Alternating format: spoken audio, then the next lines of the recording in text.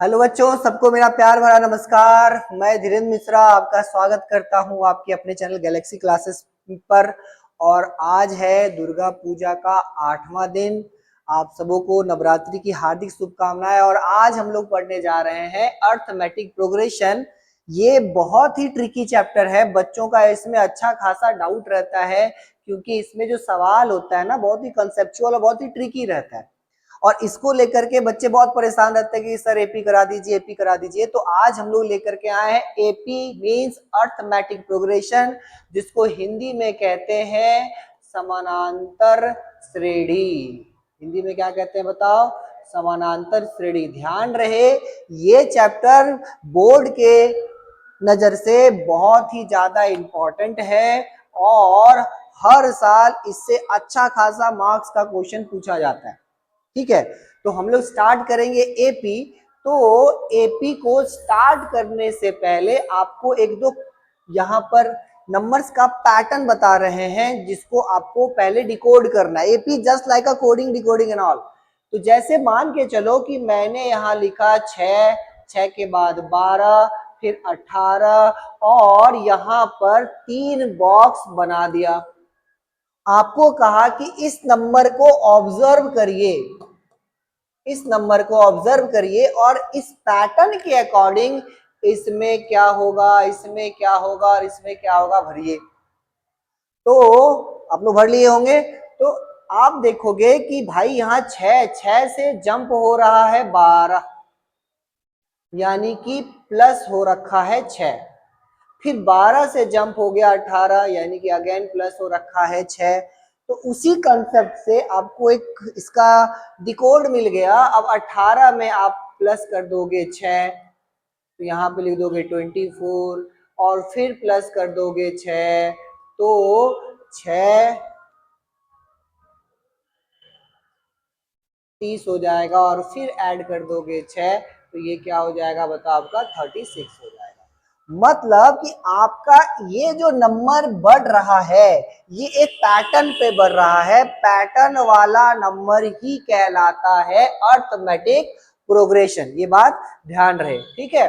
एक और नंबर हम लोग ट्राई करते हैं। जैसे मानो नंबर रहा -2, फिर रहा 0, फिर रहा 2 और फिर आपको दे दिया गया बॉक्सेस। सर इस बार क्या करना है भाई? -2 से 0 आ रहा है, -2 में क्या जोड़े होंगे कि 0 आया होगा? तो फिर से अगेन +2, फिर 2, 0 से 2 पे गया तो फिर से +2। फिर पैटर्न पता चल गया कि ये जो नंबर है वो आगे बढ़ रहा है 2-2 करके। तो यहाँ पे आप भर दोगे 4, यहाँ भर दोगे 6, यहाँ भर दोगे 8।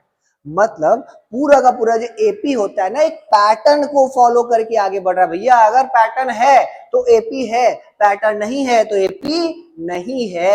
इतना बात पल्ले बांध लेते हो तो हम लोग आगे चलते हैं। इसी चीज को हम लोग मल्टीपल तरीकों से दाया बाया ऊपर नीचे आगे पीछे करके देखेंगे पूरा चैप्टर में।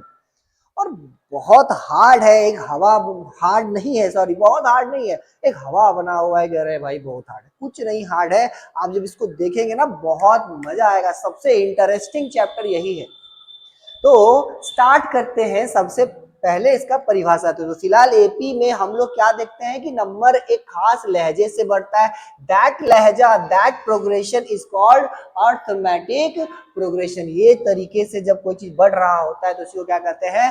अर्थमेटिक प्रोग्रेशन कहते हैं। तो चलिए स्टार्ट करते हैं सबसे पहले इसका परिभाषा से। क्या करते हैं बताओ? इसका परिभाषा से स्टार्ट करते हैं। तो ये देखो आ गया परिभाषा, डेफिनेशन। ये डेफिनेशन आपके एनसीईआरटी के बुक में दिया गया है, यानी कि इंपॉर्टेंट डेफिनेशन है। क्या कहता है अर्थमेटिक प्रोग्रेशन? हिंदी हो गया, बता रहे हैं फिर से, समांतर श्रेणी। समांतर मतलब एक जैसा, जैसे समांतर लाइन यानी पैरेलल लाइंस एक जैसा बढ़ता है, एक कॉमन डिफरेंस से बढ़ता है। कहीं पे डिफरेंस कम बेसी होता है क्या? नहीं होता है। तो इसमें भी एक कॉमन डिफरेंस एक लहजे से बढ़ेगा। ठीक है, तो क्या डेफिनेशन है? An arithmetic progression is a list of number in which each term is obtained by adding a fixed number of the preceding term. preceding का मतलब होता है पीछे वाला, प्रीसीडिंग का क्या मतलब हो गया बताओ, पीछे वाला। मतलब कि इसमें जो भी टर्म होगा, हर एक टर्म में एक कोई खास नंबर, लेट द खास नंबर इज 4, लेट द खास नंबर इज 4, वो खास नंबर का नाम भी है, बाद में बता ही देते, इस खास नंबर को कहते हैं डी, यानी कि कॉमन डिफरेंस। तो कोई भी नंबर को अगर एक खास नंबर से जोड़े, जैसे 2 में जोड़ दो 4 तो क्या हो गया 6, फिर 6 में जोड़ दो 4 तो क्या हो गया बताओ 10, फिर 10 में जोड़ दो 4 तो क्या हो गया बताओ 14, फिर 14 में जोड़ दो 4 तो ये 18, और इस तरह से बढ़ा।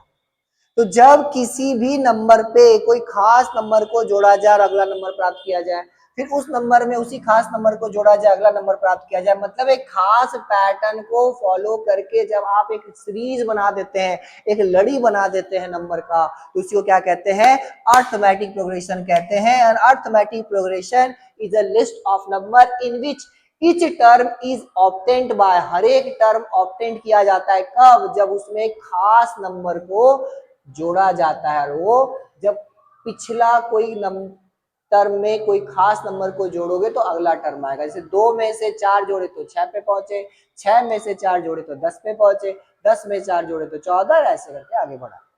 और वो खास नंबर को क्या कहते हैं, कॉमन डिफरेंस कहते हैं, यानी कि स्मॉल डी से इसको डिनोट किया जाता है, वो आएगा। तो फिलहाल ये डेफिनेशन है, ये बात याद रखना। परिभाषा समझ गए। जैसे मानो क्या कि अगर आपको बोला जाए कि भाई वो खास नंबर क्या पता करो, तो 4, 4 के बाद मानो 10, 10 के बाद मानो 16, और ऐसे करके आपको बोला क्या भाई इसमें क्या खास नंबर है, तो देखो 4 से 10 कितना बढ़ रहा है 6, 10 से 6 कितना बढ़, 16 कितना बढ़ा 6, तो खास नंबर क्या हो गया बताओ 6 हो गया। तो जब पिछला नंबर प्रीसीडिंग नंबर में कोई खास नंबर को जोड़ करके अगला नंबर प्राप्त किया जाए और यही सीक्वेंस को फॉलो करे तो इसी को अर्थमेटिक प्रोग्रेशन कहते हैं। दैट्स ऑल माय लॉर्ड, यही अर्थमेटिक प्रोग्रेशन है। कोई एक नंबर में खास नंबर को जोड़ो अगला मिलेगा, फिर उस नंबर में खास नंबर को जोड़ो अगला मिलेगा, फिर उस नंबर में खास नंबर को जोड़ो अगला मिलेगा, और यही क्रम जब चलता जाएगा तो इसी को अर्थमेटिक प्रोग्रेशन कहते हैं। क्या कोई दिक्कत? कोई दिक्कत नहीं है। अगला topic, some important term related to the AP. अब एपी क्योंकि पढ़ना है तो सबसे पहले आपको टर्मोलॉजी बहुत अच्छे से क्लियर होना चाहिए कि टर्मोलॉजी क्या है, कौन से टर्म का क्या यूज है, क्या कहते हैं, किससे डिनोट करते हैं, नहीं तो फिर परेशानी बढ़ जाएगा, फिर सवाल नहीं होगा। तो सबसे पहले टर्म समझना होगा भैया, टर्म क्या है, अलग अलग टर्म। तो टर्म के अंदर सबसे पहला आता है टर्म। टर्म को हिंदी में कहते हैं पद। हिंदी में क्या कहते हैं बताओ? पद। हम हिंदी भी बता देंगे, रिलैक्स, डोंट वरी। तो term, every number of the list is called term. कोई भी एपी पकड़ लो, 2, 4, 6, 8, 10, 12 ऐसा करके कोई भी नंबर पकड़ लो, ये सारा नंबर जो एपी का, इसको टर्म कहते हैं। सबको क्या कहते हैं बताओ? टर्म कहते हैं। और हर एक टर्म का अपना नाम होता है, ये बात याद रखना। हर एक टर्म का अपना नाम होता है। पहला टर्म को कहते हैं A1 से, या नहीं तो कभी कभी A से भी कहते हैं, याद रखना। जो दूसरा टर्म होता है उसको A2 से डिनोट करते हैं। जो तीसरा टर्म होता है उसको A3 से डिनोट करते हैं। जो चौथा टर्म होता है उसको A4 से डिनोट करते हैं। जो पांचवा टर्म होता है उसको A5 से, जो छठा टर्म होता है उसको A6 से डिनोट करते हैं। ये बात याद रखना। हर एक टर्म का इंडिविजुअल अपना आइडेंटिफिकेशन होता है, एक अपना पहचान होता है। पहला टर्म को A1, दूसरे को A2, फिर A3, A4 ऐसे करके कहानी आगे बढ़ता है। इसको क्या कहते हैं? टर्म कहते हैं। क्या कहते हैं बताओ? इसको टर्म कहते हैं। हर एक टर्म का अपना अपना नाम होता है, ठीक है। जैसे बोला जाए कि भैया ये एपी में छठा टर्म कौन है, छठा टर्म को कैसे डिनोट करेंगे? Sixth term of AP. अगर आपसे पूछा जाए कि six term of the AP क्या है, तो छठा टर्म क्या है भैया? 12। इसी में आपसे पूछा जाए फोर्थ टर्म ऑफ एपी, तो फोर्थ टर्म क्या है भाई? 8 है। तो हर एक टर्म का अपना अपना नाम होता है, ये बात याद रखना। अगर ये नहीं जानोगे तो क्वेश्चन आता है find the fifth term, find the sixth term, ऐसे में क्वेश्चन आ जाता है, तो परेशान नहीं होना है। और याद रहे हर एक टर्म का अपना नाम होता है और हर एक टर्म का अपना फॉर्मूला भी होता है, जो अगला चैप्टर में पढ़ेंगे। इस चैप्टर में वो नहीं है, हर एक टर्म का अपना एक फॉर्मूला भी होता है। तो फिलहाल के लिए हम लोगों ने क्या सीखा, हम लोगों ने सीखा कि every number of the list is called term. जैसे 2, 4, 6, 8, 10 ये आपस में सब आपस में अपना अपना टर्म है, सबका अपना अपना नाम है। बस आपको इंपॉर्टेंट क्या देखना है कि पहला टर्म को ए या A1 कहते हैं, A1 नहीं ही कहते हैं, ए कहते हैं, मैक्सिमम जगह पे ए लिखा जाता है, तो आपको ए ज्यादा याद रखना है। तो अगला इंपॉर्टेंट टर्म क्या है देख लो, अगला है कॉमन डिफरेंस, जो भी जस्ट चर्चा की कि what is common difference, what is common difference, इसको हिंदी में कहते हैं सार्वंतर।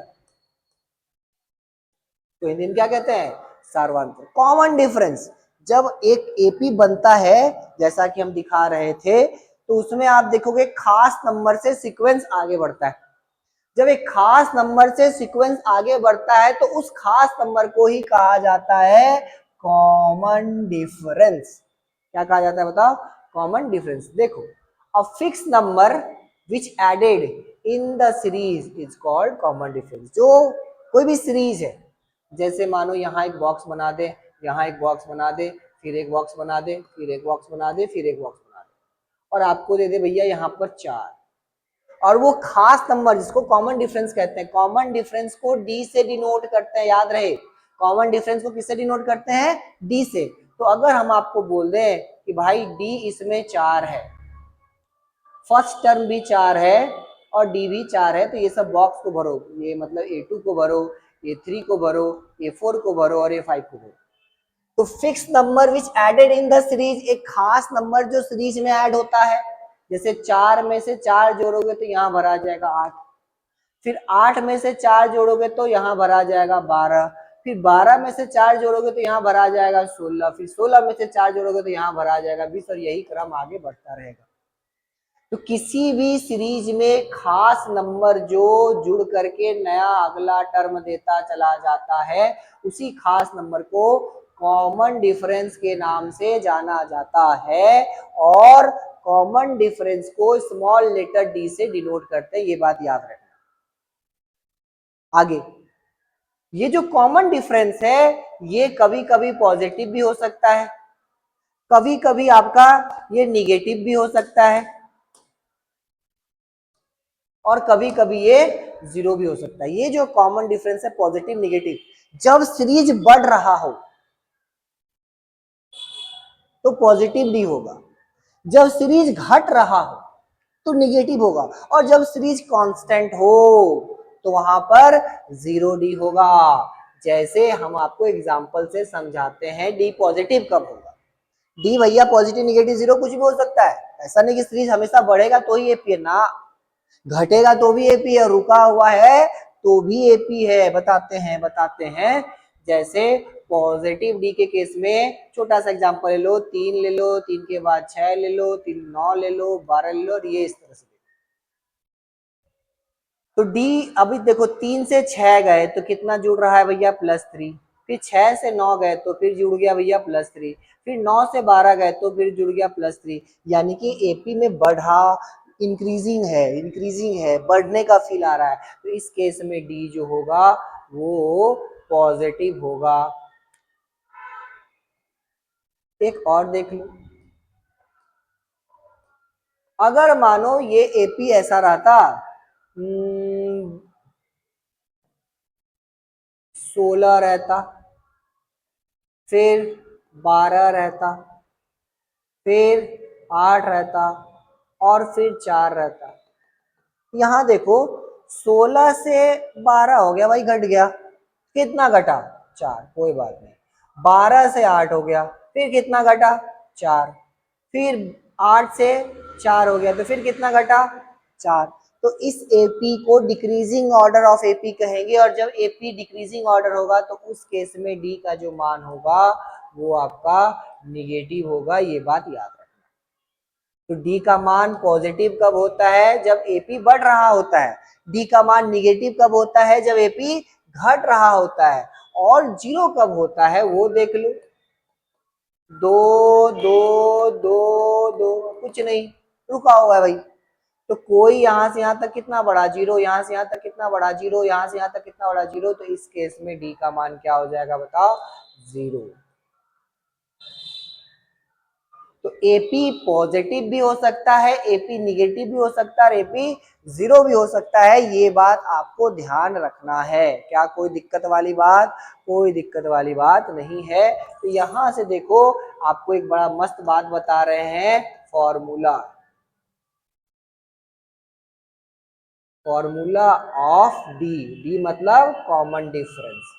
हालांकि ऐसा कोई प्रॉपर फॉर्मूला नहीं है डी का, कंसेप्चुअल फॉर्मूला बोल सकते हो, ऐसा लिख देता है लोग। डी का मतलब होता है, डी का मतलब होता है A2 माइनस A1, ये डी का फॉर्मूला है। ऐसा कहना कि भाई डी का फॉर्मूला यही है और यही ही है, गलत हो जाएगा। क्यों भाई? डी का फॉर्मूला आप A5 माइनस A4 भी लिख सकते हो। डी का फॉर्मूला आप A10 माइनस A9 भी लिख सकते हो। डी का फॉर्मूला आप A6 माइनस A5 भी लिख सकते हो। ये सारा फॉर्मूला सही है। तो भाई ये फिर क्या है? तो कुछ है नहीं, बस समझाने का और समझने का फेर है कि अगर डी निकालना है तो कोई भी टर्म पकड़ लो और उससे जस्ट पहले वाला उसमें से घटा दो। कोई भी टर्म पकड़ लो, उससे जस्ट पहले वाला घटा दो। कोई भी टर्म पकड़ लो, उससे जस्ट पहले वाला घटा दो। तो इस चीज को एज अ फील लिखने के लिए हम लोग लिख देते हैं A2 माइनस A1 मीन्स कोई भी टर्म, उससे जस्ट पहले का टर्म घटा दो तो डी मिल जाएगा। इसमें जैसे बोलो भाई डी क्या है, तो देखो ना भाई, इसमें डी कोई भी टर्म पकड़ लो, अगर डी निकाले तो 12 में से 16 घटा दो तो देखो डी आ गया ना -4। और ये कहीं भी करोगे, 4 में से -8 घटा दो तो भी हो जाएगा। इसमें डी क्या होगा? इसमें डी क्या होगा? तो भाई कहीं भी पकड़ लो, 9 पकड़े तो उससे पहले वाला 6 घटाना पड़ेगा। अगर 12 पकड़ोगे, अगर 12 पकड़ोगे तो उससे पहले वाला घटाना हो। तो डी का मतलब होता है कोई भी टर्म पकड़िए, उससे जस्ट पहले वाला टर्म उससे माइनस कर दीजिए, ये डी हो जाएगा। तो डी का यहाँ पर एक फॉर्मूला है जो आपको याद रखना होगा, और यहाँ से डी का भी कंसेप्ट आपका खत्म हो जाता है। तो हम लोगों ने देखा टर्म किसे कहते हैं, कॉमन डिफरेंस क्या क्या होता है। अब आगे जो है वो है लास्ट टर्म। लास्ट टर्म, इसको अंतिम पद भी कहते हैं, ये बात याद रखना। लास्ट टर्म को अंतिम पद भी कहते हैं। जैसे एक एपी स्टार्ट होता है 2 4 6 8 10, मान इतना पर ये खत्म हो गया, इससे आगे कुछ नहीं। तो ये हो गया फर्स्ट टर्म। अब डी क्या हो गया भाई, 4 में से 2 घटा दो तो डी का मान इसके लिए हो गया क्या, 2। और एपी क्योंकि यहां खत्म हो रहा है तो यही हो गया लास्ट टर्म। लास्ट टर्म मतलब होता है वेयर द एपी एंड्स, जहां पर एपी खत्म हो जाएगा। तो यहां पर एपी आपका खत्म हो जा रहा है तो यही हो गया लास्ट टर्म। लास्ट टर्म को कैसे डिनोट करते हैं, तो लास्ट टर्म को एन से भी लिखते हैं, कभी कभी कभी कभी टीएन से भी लिखते हैं, और कभी कभी एल से भी लिखते हैं। ज्यादा फेमस एन ही होता है। Last term is denoted by n, TN और कभी कभी एल। तो कुछ भी लिखा रहे, परेशान नहीं होना है भैया, ठीक है। तो अगर एपी को उसके फॉर्मेट में लिखे तो भैया आप लिख सकते हो A1 A2 A3 dot dot dot dot, last term को AN। ऐसा भी एपी कभी कभी देखने को मिलेगा, परेशान मत होना।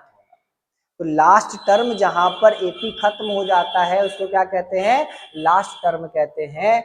उसको एन टीएन या एल से हम लोग रिप्रेजेंट करते हैं।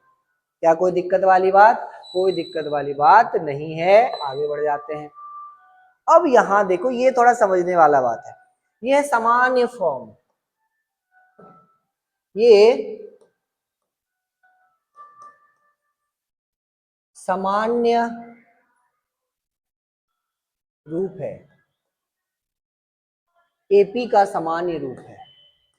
मतलब धरती का जितना भी एपी हो, चाहे वो निगेटिव हो या पॉजिटिव हो या जीरो हो, कहीं ना कहीं इसी फॉर्मेट में दिखेगा। मान के चलो जब आप एपी जनरेट करते हो तो आपको क्या देखने को मिलता है, जैसे मानो 4, 4 से हो गया 8, 12, 16, 20। और यहां पर अगर हम आपको बोले सबसे पहले कि भाई ए बताओ क्या है, इसमें ए क्या है, तो फर्स्ट टर्म को ए कहते हैं, तो भाई यहां पर ए हो गया 4। डी क्या है, तो सर आपने डी का फॉर्मूला बताया था, ऐसा कोई फॉर्मूला होता नहीं, मतलब कोई भी टर्म पकड़ो उससे पहले वाला घटा दो, यानी कि 8 में से 4 घटाएंगे तो 4। ठीक है, ए का मान इसके लिए 4 है, डी का मान भी 4 है। अच्छा, और लास्ट टर्म क्या है भैया, ये एपी का लास्ट टर्म है 20। ठीक बात है, ठीक बात है। इस फॉर्म में क्या आ रहा है वो देखो, अगर आप गौर से देखिएगा तो क्या पाइएगा, ये पहला टर्म को ए कहते हैं, यानी कि ए का मान यहाँ क्या हो गया, 4 हो गया। दूसरा टर्म को क्या कहते हैं, a2, और a से जब हम लोग a2 पे जा रहे हैं तो हम लोग को d जोड़ना पड़ जा रहा है, क्योंकि यही था ना कि d जोड़ते जाइए और आगे बढ़ते जाइए, यही तो एपी है। तो भाई a में d जोड़े तो a2 मिला, यानी कि 4 में से 4 जुड़ जाएगा, 4 में से जब हम लोग 4 जोड़ देंगे तो अगला टर्म 8 मिल जाएगा, a2 का मान 8 हो जाएगा। फिर a2 से अगर a3 जाना है तो a2 में d जोड़ना होगा। अब a2 में d जो देखो, ये हो गया a1 निकालने के लिए, ये हो गया a2 निकालने के लिए।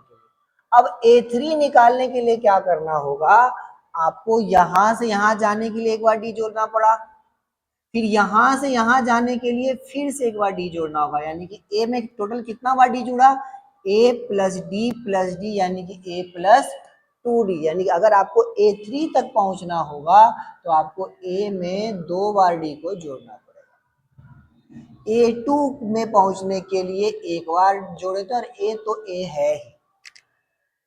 अगर मानो आपको a4 पर पहुंचना है तो फिर से d जोड़ना होगा, यानी कि a3 में एक और d जोड़ोगे तो क्या हो जाएगा, a प्लस 3d हो जाएगा। मतलब इसी सीक्वेंस से आपका एपी को आगे बढ़ाना होगा, ध्यान से समझो, कोई बड़ा बात नहीं है, कूल, रिलैक्स रिलैक्स। पहला टर्म ए में से डी को जोड़े तो मिला a2, फिर इसमें डी जोड़ दिए तो भाई डी जोड़ेंगे, एक डी पहले एक और डी जोड़ दी तो डी प्लस डी 2d, तब ना a3 पे पहुंचे। अब a4 पर पहुंचने के लिए इसमें डी जोड़ना होगा, यानी कि 2d और एक डी 3d। तो इस तरह से जब हम लोग चीजों को लिखते हैं तो ये और ये आगे बढ़ेगा, तो इसको क्या कहते हैं, एपी का जनरल फॉर्म कहते हैं। सारा एपी इसी फॉर्मेट में आपका दिखता है, डी जोड़ते जाओ आगे बढ़ते जाएगा, डी जोड़ते जाओ आगे बढ़ते जाएगा, क्या कोई दिक्कत वाली बात, आगे बढ़ते हैं। अगला है अकॉर्डिंग टू टर्म, 2 प्रकार का एपी आपका होता है। पहला जो एपी है वो है finite AP,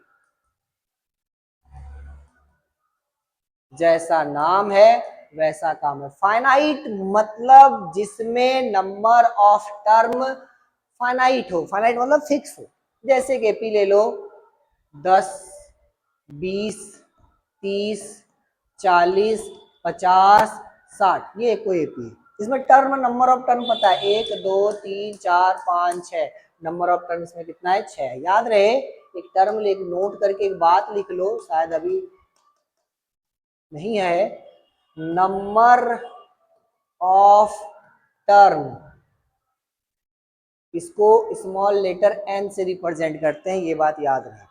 number of term को, नंबर ऑफ टर्म को स्मॉल लेटर एन से रिप्रेजेंट करते हैं, ये बात आपको याद रखना है।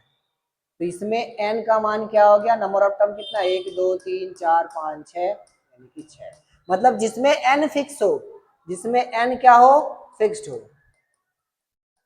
जिसमें एन का मान फिक्स होगा उसको हम लोग क्या कहेंगे, फाइनाइट एपी कहेंगे, ये बात याद रखना। और जिसमें एन का मान फिक्स ना हो, उसको क्या कहेंगे, इनफाइनाइट कहेंगे। इनफाइनाइट एपी में है क्या, and is not fixed. N जो है वो फिक्स नहीं है, कितना नंबर ऑफ टर्म है वो ही फिक्स नहीं है। जब वो फिक्स नहीं है तो उसको क्या कहेंगे, इनफाइनाइट एपी कहेंगे। कैसा दिखेगा वो, 2 4 6 8 10 ऐसा डॉट डॉट डॉट डॉट दे दो। तो क्या है, एन नहीं है, एन आपको ए पता है, डी पता है, सब कुछ पता है, लेकिन आपको एन का मान नहीं पता होगा। और एन का मान नहीं पता है तो उसको क्या कहेंगे, इनफाइनाइट एपी कहेंगे। क्या कोई दिक्कत वाली बात नहीं। तो अब आ गया है मोमेंट ऑफ ट्रुथ, क्वेश्चंस। अब हम लोग लगाएंगे क्या, क्वेश्चंस। इसमें ढेर सारा क्वेश्चंस आएगा,